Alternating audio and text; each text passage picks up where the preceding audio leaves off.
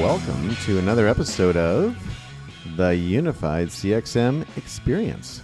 As always, I am Grad Kahn, your host, CXO, Chief Experience Officer at Sprinkler, an NYSE-listed company under the ticker symbol CXM. All right, so I want to talk about customer experience from the standpoint of it doesn't always need to be super fancy or super hard. So I'm going to talk about dollar stores and Walmart. And in both cases, they're categories I've not had a ton of experience with prior to moving to the U.S. Even after I moved to the U.S., it was not sort of part of the way that I shopped or lived. It's only recently, maybe in the last year or two, that dollar stores have sort of entered my life, maybe in the last year actually. And then Walmart is very recent, and I'll talk a little bit about why there as well. I think you all know what dollar stores and Walmart are. I'm going to sort of make an assumption, although maybe in some countries you may not know what they are. And just for the benefit of those folks, I'm going to spend a moment on what dollar stores are and a moment on what Walmart is. So dollar stores are actually one of the fastest growing and most successful segments of the U.S. retail industry, which I'm not sure I really knew that. And these are, stores that sell inexpensive items. They're price point driven retailers. And in many cases, they sell at a single price. I'll have a very funny story about that in a second. There are over 34,000 dollar stores across the United States. And two of the bigger players are called Dollar General and Dollar Tree. And they are featured in the rankings of the leading American retailers. It's a very successful strategy. So I went into my first dollar store probably, maybe January of this year. And I'd moved to Florida, and there was a Dollar Tree nearby. And my lovely fiance, Rachel, is a huge dollar store fan. And she talks about them all the time. And so I was like, oh, okay, dollar store, whatever. And I had a sort of a loose understanding of what the dollar store was, but it just seemed like a place for a lot of cheap stuff to be. And I didn't have the need to buy a lot of cheap stuff, and I didn't see why we would need to go in there. And Rachel kept saying, oh, we got to go in, you got to try this out, you're going to love this, you got to check this out, you got to check this out. And finally, we go into Dollar Tree. And so we walked in, and I was like, okay, well, it just looks like mid-70s byway. If you're Canadian, you'll know what I'm talking about. Or maybe a mid-70s Kmart or a mid-80s byway. That's probably the way I would describe it. And, it's like, not crazy attractive. And the cashiers seemed to be behind glass. And the shopping carts all had little sticks on them, so they couldn't get lost in the store, and it was like fairly utilitarian. And I'm like, I don't know. I mean, it looked okay. And I'm walking around, and I see it was kind of Easter was coming, and so I saw an Easter item, and I said to a clerk, I said, "Can you just help me for a second?" She said, "Sure." I said, "How much is that basket?" She looked at me kind of quick, and she said, "It's $1." I said, okay, great. Well, interesting. Exactly the same price as the name of the store. And so I walked around a little bit more, and I saw something else. It was pretty cool. And I said, how much is that item?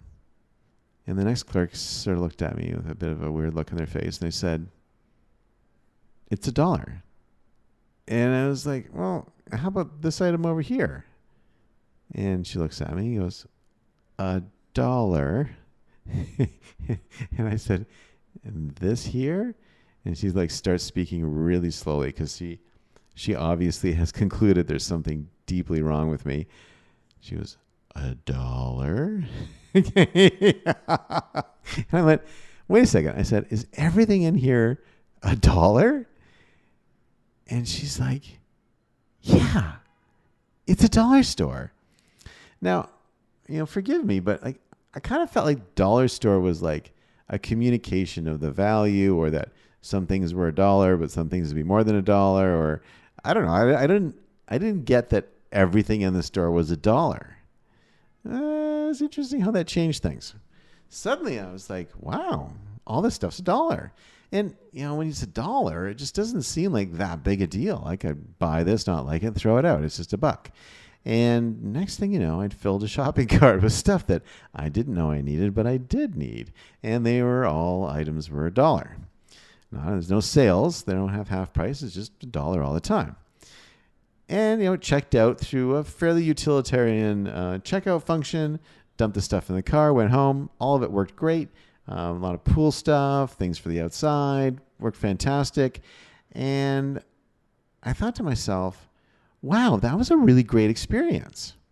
And it wasn't a lot of frou-frou and a lot of bells and whistles, and didn't have there's no online experience to go along with it. There were no touch screens in the store. It was very, very utilitarian. It was very throwback. And I was like, why was that so much fun? Why did I get so much joy out of that experience? And that price point, that $1 price point, has a freeing component to your decision making. And the sort of decision making you have to go through in a normal store. Do I want to pay this much? Is it a good deal? Do I feel like I could get a better deal somewhere else? There's a very interesting statistic that about 80% of shopping carts are abandoned when the person checking out sees that there's a field for a coupon. And what happens is they try to find a coupon. They see the field, coupon here. They don't fill it in because they don't have one, but they assume there is one because there's a field. And so they then go on a search, and they may or may not find it, and they often abandon their carts. And that's a very interesting human insight, which is I'm perfectly happy to buy this item. In fact, I was checking out. I was actually getting ready to buy it at full price or whatever price it was. And just the mere suggestion that somebody else is getting a better deal makes me no longer need or want the item anymore. The dollar stores, same idea, different way of thinking about it, which is there's no sale. There's no better price. It's $1 or dollar or it's $1, whatever expression people would want to use. And you're freed from the constraints of looking for the deal. You're freed from those constraints of price comparison shopping. It's a very powerful idea. No wonder it's the fastest growing segment. The power of freeing people from the worry, from the post-purchase dissonance. I've got a good friend who bought something recently. It was $20 and really worried about that $20 decision because it may not have been the best thing to buy, and that $20 just chewed away at her. 20 bucks. There's something about the dollar store that makes it very compelling. I feel like there's probably room for a modern day 5 and dime, $5 and $10, something like that. But you remove that, it's pretty powerful. Very powerful experience, because what they're doing is they're not trying to make experience something that you're paying for. They're playing with the experience of the purchase and eliminating some of the worry of the purchase. And there's a lesson there. And the lesson is that experience is not necessarily about spending more money. Experience is about how you land the entire choosing, buying, paying experience in a way that people enjoy it more. All right, Walmart. So I've never been in a Walmart, not until very recently. Some people may find that surprising. There weren't a ton of Walmarts in Canada. They'd started to roll in, but nowhere near me. I've often lived in cities and pretty close to work, and I often walk to work and fairly urban environments. So just never had occasion to go to a Walmart. So I finally went to a Walmart. Why did I go? I went to the Walmart because that's where they had my vaccine. So I got my first vaccine appointment at a Walmart. And I will say the first appointment was amazing. I walked in, there was no line. I was processed and had my shot in minutes and sat for a few to make sure that I was going to be okay. And then we left. What was kind of funny is that, Rachel said, how much time do we have? And I said, I have to wait for 15 minutes to make sure my head doesn't melt or something like that. And she said, great, I'll be right back. And so she did some version of, sort of shopping spree where she went zipping into that store and in 15 minutes managed to fill the cart. It was great and got a whole bunch of stuff that she couldn't normally buy at Walmart. And then we checked out. So that was a great deal for Walmart because they served the vaccine to me and I bought a bunch of stuff. Went back the second time to get my second vaccine. I was on the Moderna.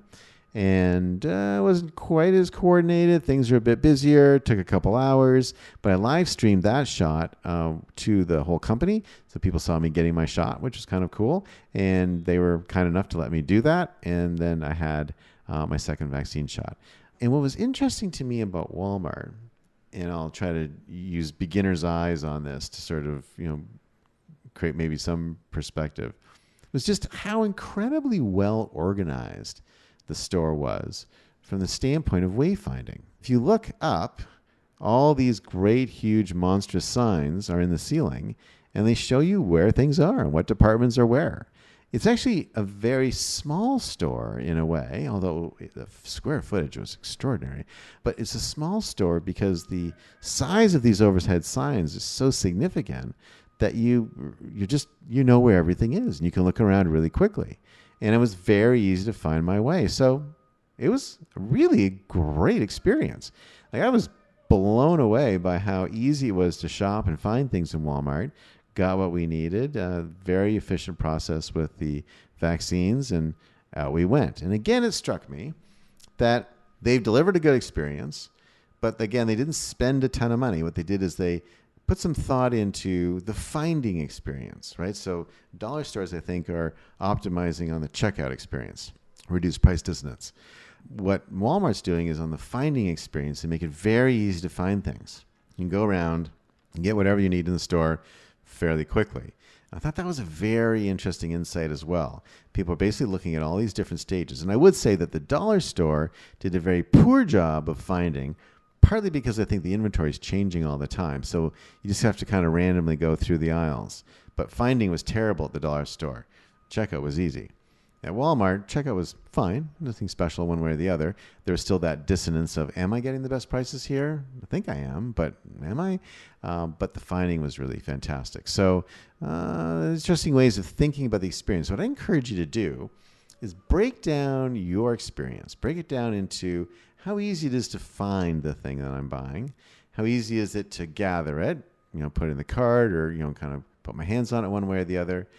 What is the post-purchase dissonance management system like?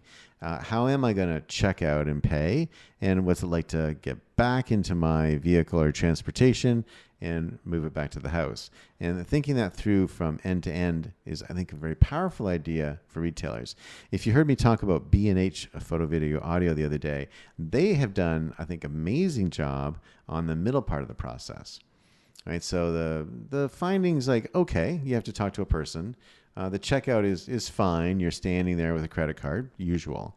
But the process of putting everything together into a single order, putting on that little conveyor belt, and then moving it to the checkout, very cool. Very cool. So all sorts of different ways of managing this, but they're all looking at different parts of the journey. So think about that when you think about experience. Don't think about, I got to spend more money or I've got to do things, that are, fancy. What you really have to think about is how am I making the end-to-end experience easier for my customers, and how will that ease translate into loyalty and ongoing usage. For the Unified CXM Experience, I'm Grad Conn, and I'll see you next time.